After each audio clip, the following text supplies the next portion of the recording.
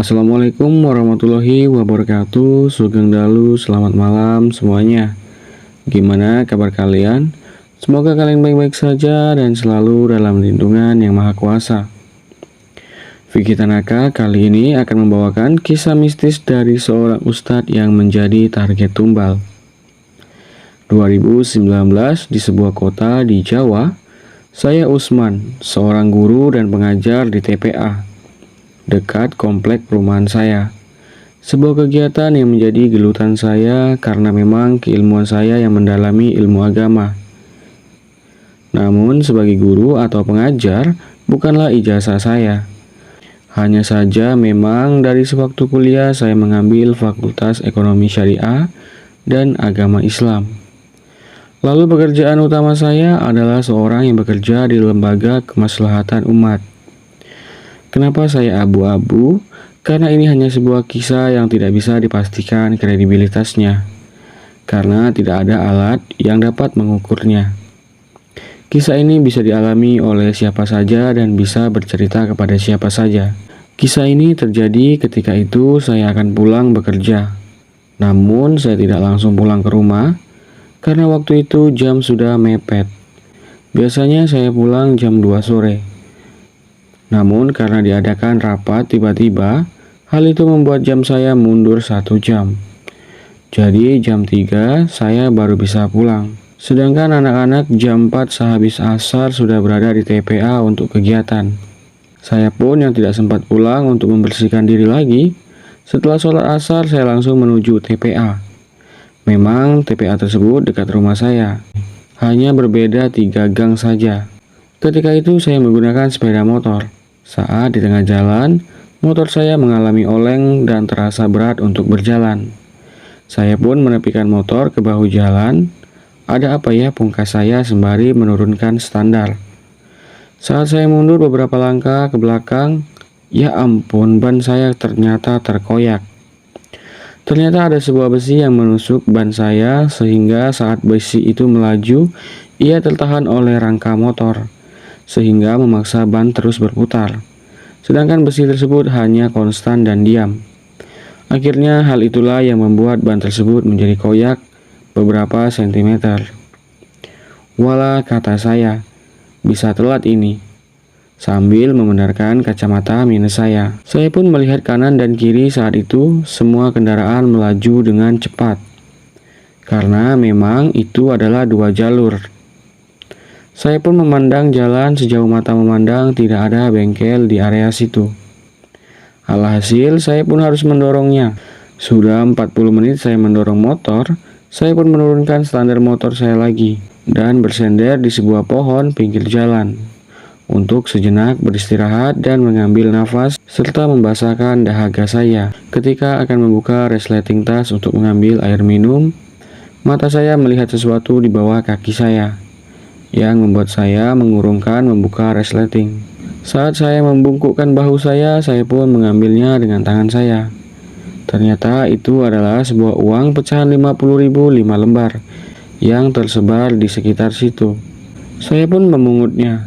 Setelah memungutnya, saya melihat ke kanan dan kiri, memastikan tidak ada siapapun di sana. Saya pun akhirnya mendapatkan beban lagi. Karena menemukan uang tersebut, maka dengan secara otomatis saya harus menunggu siapa pemilik dari uang tersebut. Mudah-mudahan ia datang mencari dan saya bisa mengkonfirmasinya serta mengembalikan uang tersebut. Akan tetapi di sisi lain saya bingung jika harus berlama-lama di sana. Akhirnya saya mengambil handphone di saku saya dan menghubungi istri saya untuk memberitahu kondisi saya saat itu. Lalu saya meminta istri untuk menggantikan saya di TPA. Selesai satu masalah, tinggal masalah satu lagi, yaitu masalah uang temuan ini. Masalah uang temuan biasanya disebut dengan rikas, dan biasanya juga akan dikembalikan atau dititipkan di masjid terdekat. Bila mana dalam 1 tahun tidak ada yang mencarinya, maka uang tersebut bisa dialokasikan menjadi sedekah untuk bagi yang membutuhkan. Lalu saya berpikir, akan saya kemanakan uang ini, ucap saya. Hari saat itu semakin sore, lalu tiba-tiba ada seorang pengendara menghampiri saya. "Kenapa Pak?" ujarnya. Bocor Pak, jawab saya. Ya udah yuk, saya step di depan. Di depan ada bengkel, ucapnya setelah tikungan. Ketika saya mendapatkan bantuan, saya pun lupa dengan uang tersebut. Setibanya saya di bengkel, terima kasih Pak, ujar saya. Iya Pak, sama-sama. Akhirnya orang tersebut meninggalkan saya di bengkel. Saya ketika itu sama sekali tidak memperhatikan tanda-tanda di uang itu. Ketika akan membayar, saya refleks tidak mengambil dompet saya, melainkan malah merogoh kocek saya, yang dimana di dalam kocek saya terdapat uang temuan tadi, yang akhirnya membuat uang tersebut menjadi terbayarkan di bengkel. Dan saat saya akan pergi, ada seorang anak menjajakan jualan roti dan buah yang sudah dikupas keliling. Pak, buahnya Pak, ujarnya berteriak di pinggir jalan. Saya pun yang melihat itu ingin membantu anak tersebut. Saya pun menghampirinya dan berkata, berapa dek, ujar saya. 5 ribuan saja om. Lalu saya beli 2 dan saya berikan semua sisa uang itu ke anak tersebut. Selesai dari bengkel dan membeli makanan tersebut, saya pun langsung mengarah pulang. Setibanya saat setelah maghrib, saya baru sampai di rumah. Lalu saya pun membersihkan diri dan memberikan kue yang saya beli tadi pada istri saya. Selesai makan malam dengan istri, mungkin sekitar 1 jaman setelah kami makan, kami merasakan sakit di perut dan pusing di kepala yang bersamaan. Lalu saat tengah malamnya, kebetulan saat itu saya dikejar deadline kerjaan. Tiba-tiba saja terdengar suara air dari arah kamar mandi. Saya pun memanggil istri saya, namun tak jua ada jawaban. Lalu saya beranjak dari meja kerja saya dan akan mengecek suara tersebut. Ketika saya mengecek suaranya, ternyata yang saya dapati keran air itu terbuka, yang membuat air di dalam bak menjadi tumpah. Lalu ketika saya menutup keran air itu, tiba-tiba tangan saya terasa dipegang sesuatu yang berlendir. Sontak saya pun menarik tangan saya dan melihat di sekitar tidak ada siapa-siapa di luar. Mungkin perasaan saya saja. Saya pun kembali lagi ke tempat kerja. Namun terasa berat sekali kepala saya di kala itu. Saya pun langsung menuju kamar untuk beristirahat. Nanti subuh sajalah saya teruskan, gumam saya. Saat saya memasuki kamar, saya mendapati istri saya sudah tertidur di sana. Lalu saya merebahkan diri di sebelahnya. Baru beberapa menit memejamkan mata, dalam penglihatan saya seperti ada wajah yang mendekat di wajah saya. Namun wajah itu sangatlah menyeramkan. Lalu saya membuka mata dengan gelagapan. Saat saya sedang gelagapan, di situ saya menyadari, ternyata di sisi saya bukanlah istri saya, melainkan sesosok pocong yang tergeletak. Saya pun memekik karena terkejut. Hal itu membuat istri saya terbangun. Pak, ucapnya melihat saya gelagapan. Astagfirullah, kata saya mengusap mata. Saya seperti berhalusinasi rasanya. Istri saya kala itu pun mengatakan hal yang sama. Sebelum ia pergi ke kamar, ada sesuatu di kamar mandi yang mengganggunya. Sebelum ia ke kamar, ada sesuatu di kamar mandi yang mengganggunya. Dan ia lari ke kamar karena melihat saya terbaring di sana. Padahal saya sendiri baru saja masuk kamar. Malam itu kejadian tak masuk akal datang bertubi-tubi. Saat kami sedang bercakap-cakap, tiba-tiba lampu di luar kamar mati, disusul dengan lampu di dalam kamar. Kami pun segera menghidupkan senter dari handphone. Pak, ujar istri saya. Saya pun langsung keluar dari kamar untuk mengecek. Saat saya berjalan keluar, saya merasa lantai di rumah becek dan kotor sekali. Ada apa ini? Ujar saya dalam hati.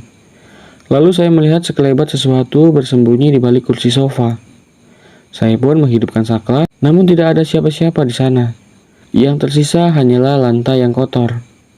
Singkatnya, kami pun membersihkan lantai dan sudah mulai merasa tak nyaman dengan ini semua. Saat mendekati subuh, anomali aneh mulai mereda. Tidak selesai di situ, keesokan malamnya, saat kami tertidur, saya mendapati mimpi saya berada di sebuah hutan yang lebat. Saya pun melihat beberapa makhluk yang menyeramkan di sana. Mereka semua memandangi saya. Jujur, saya sebenarnya ngeri melihat rupa-rupa mereka. Namun ketika mereka ingin mendekati saya, seolah-olah ada entitas yang menghalangi mereka. Lalu dengan kecepatan tinggi, bola api mengarah ke arah saya. Itu yang membuat saya menjadi terbangun. Saat saya terbangun, saya melihat istri saya sudah mencekik lehernya sendiri. Dan saya melihat bajunya tersingkap. Saya pun menyadarkan dia dengan mengucapkan doa-doa. Sesekali saya mengusap wajahnya. Akhirnya ia pun terbebas dari gangguan itu. Saat itu istri saya memang sedang dalam keadaan menstruasi. Tak beberapa lama sesuatu yang gaib itu seolah menyeberangi dimensi kita. Makhluk itu memiliki wajah manusia, namun dengan fisik yang menakutkan. Tangan dan kakinya seperti anjing, dan ia terus menjulurkan lidahnya. Ia pun menyerang saya dengan fisik, itu membuat saya menjadi terjatuh dan terlempar. Namun yang membuat saya terlempar bukanlah dari serangan itu. Itu dikarenakan saya yang terkejut. Lalu saat ia menyerang istri saya mendapati luka seperti membusuk di tangannya. Betapa dahsyatnya makhluk ini, ujar saya. Lalu dengan segera saya membaca kalimat tama dengan memegang ekor dari makhluk itu.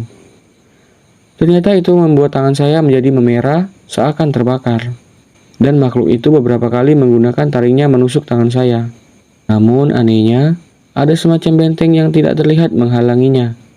Saya pun ketika itu meminta istri saya untuk mengambilkan kain kafan milik kami di lemari dan meminta istri saya untuk menyelimuti makhluk itu. Lalu ia pun berteriak.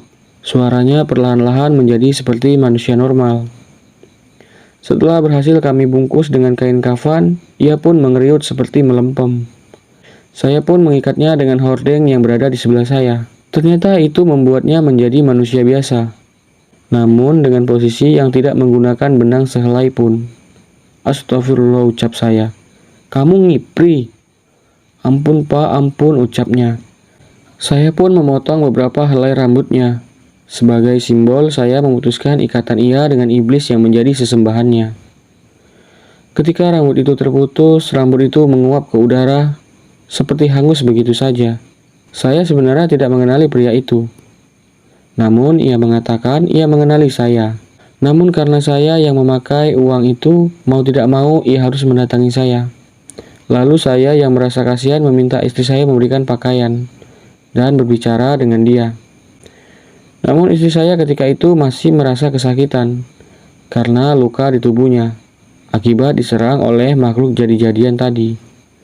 Lalu saya menyiramkan air yang sudah saya doakan. Saya sebenarnya tidak memiliki ilmu apapun ataupun ilmu kebatinan serta kanuragan. Saya hanya berdoa kepada Tuhan dengan penuh keyakinan. Akhirnya luka itu menghilangkan rasa sakitnya sendiri, walau fisiknya sendiri belum hilang. Saya pun melanjutkan berbicara dengan makhluk jadi-jadian itu. Ternyata ia sudah 10 tahun melakukan itu. Dan mungkin memang untuk kali ini ia salah mendapat tumbal. Lalu saya mengembalikan uang yang dia letakkan di jalan, sebesar 250.000. Lalu saya membacakan uang tersebut dan memintanya untuk mencampurkannya dengan uang yang ia dapatkan selama ini, agar uang-uang itu mengenyangkannya dan tidak lagi merayu bahkan mengajaknya bersekutu dengan iblis. Dan meminta ia menghibahkan semua uang tersebut kepada semua korban. Namun ia mengatakan ia lupa dengan semuanya. Lalu saya menyarankan untuk opsi kedua, untuk memberi makan dan mengundang anak yatim ke rumahnya. Lalu meminta salah satu anak di sana untuk mengumandangkan azan di dalam rumahnya, agar semua buhul-buhul dan ikatan sihir di sana menjadi rusak. Ia pun akhirnya menyanggupi dan meminta agar saya menjadi satu-satunya saksi sebagai manusia dan ia tidak ingin aibnya tersebar. Biarlah saya dan Allah, ujarnya. Saya pun iseng bertanya, Bapak sholat? Sholat, ujarnya. Kapan? Tahun lalu. Oh, ucap saya. Lalu ia pun pamit pergi. Dan saya mempersilakannya untuk sekedar disclaimer ataupun catatan kenapa saya bertanya Bapak tadi sholat atau tidak. Itu karena saya ingin memberitahu jika iblis tidak hanya menggoda manusia untuk berbuat maksiat, namun juga iblis menyuruh kita untuk beribadah dan membuat kita bangga dengan amal ibadah kita yang mana kita akan terbuai dan meninggikan kesombongan. Dan itu menjadi singgasana iblis di dalam hati kita. Atau dengan perspektif lain, jika iblis bisa menyamar menjadi siapa saja, bahkan menjadi orang alim sekalipun. Itulah kisah saya saat menjadi incaran tumbal oleh seseorang yang bersekutu dengan iblis. Dan tetap berhati-hatilah, karena di luar sana masih banyak manusia-manusia yang berupa ataupun berwajah manusia, namun sejatinya ia menyekutukan Tuhannya dengan menjadi budak dari ambisi duniawinya.